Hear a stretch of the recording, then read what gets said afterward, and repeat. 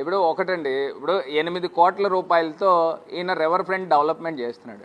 Already గతంలో రాష్ట్ర ప్రభుత్వము 125 కోట్ల రూపాయలు స్పెషల్ గ్రాంట్ ఇచ్చారు. ఆ స్పెషల్ గ్రాంట్ లో భాగంగా ఇవాళ కంప్లీట్ అయినాయి చెప్తాను, కంప్లీట్ కాలేని తర్వాత చెప్తాను, నెక్స్ట్ చెప్తాను. కంప్లీట్ అయినాయి ఇటు వై జంక్షన్ దగ్గర నుంచి లాలా చెరువు దాకా ఎంత అద్భుతంగా ఉందండి ఆ రోడ్డు ఆ స్పెషల్ గ్రాంట్ ఫండ్ లోంచి తీసుకొచ్చి పెట్టింది. ఇది కాకుండా కంబాల్ చెరువుని ఎంత అద్భుతంగా తయారు చేశాం. అది కూడా జగన్మోహన్ రెడ్డి గారు రాజమండ్రికి స్పెషల్ గ్రాంట్ ఇస్తే ఆ స్పెషల్ గ్రాంట్ లో తీసుకొచ్చి చేసాం.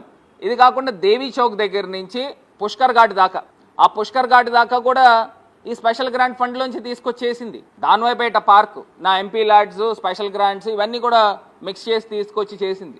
దాన్వైపేట పార్క్ నేను అన్ని మంచి చేసి అన్ని చేస్తా ఉంటే దాన్ని నువ్వు రెబ్బర్ కటింగ్లు చేసుకో, దానికే పనికొస్తావు, ఇంకా అంతకు మించి మనం చేసేది ఏం లేదు. ఇప్పుడు ఇవాళ గతంలో 22 కోట్ల రూపాయలతో అసలు మొత్తం ఆ ప్రాజెక్ట్ కూడా ఒక్కసారి మీడియాకు కూడా ఒకసారి గుర్తుకు చేస్తున్నాను తెలుసున్నప్పటికీ 70 కోట్ల రూపాయలతో ఆ ప్రాజెక్టుకి శ్రీకారం చుట్టాం.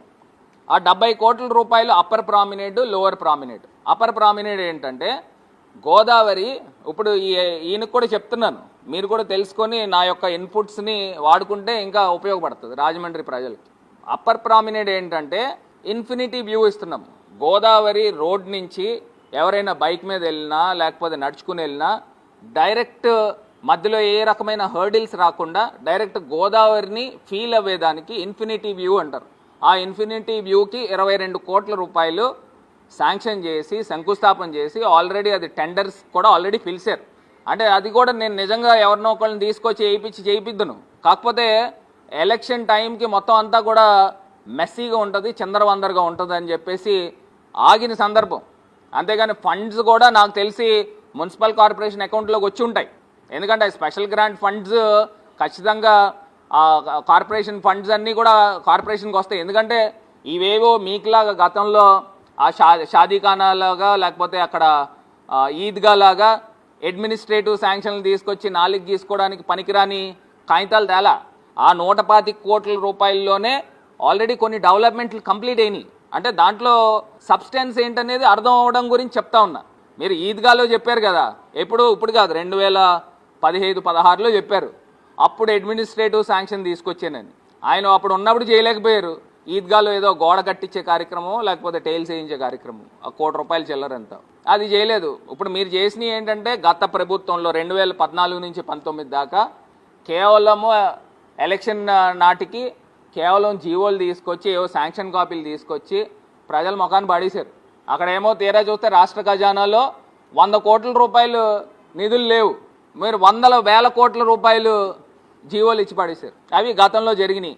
ఇప్పుడు మేము జరిగిన 125 కోట్ల రూపాయలు కానీ నేను గోదావరికి ఎన్ఆర్సీపీ కింద నేషనల్ రివర్ కన్జర్వేటివ్ ప్రోగ్రామ్ కింద 88 కోట్ల రూపాయలు నేను కేంద్ర రాష్ట్ర ప్రభుత్వాల నుంచి నిధులు తీసుకొచ్చాను. నేను మున్సిపల్ కమిషనర్ గారిని కూడా డిమాండ్ చేస్తూ ఉన్నా, ఈ 88 కోట్ల రూపాయలు దేనికి ఖర్చు పెట్టారు, దానికి ఖర్చు పెట్టారు, దానికి కూడా మొత్తం అంతా కూడా ఒక ప్రకటన ఇవ్వాల్సిందిగా మున్సిపల్ కమిషనర్ గారిని కూడా కోరుతా ఉన్నా. ఎస్టీపీ ప్లస్ యూజీడీల కిందను కూడా కొంత గోదావరి ప్రక్షాళనకు కూడా.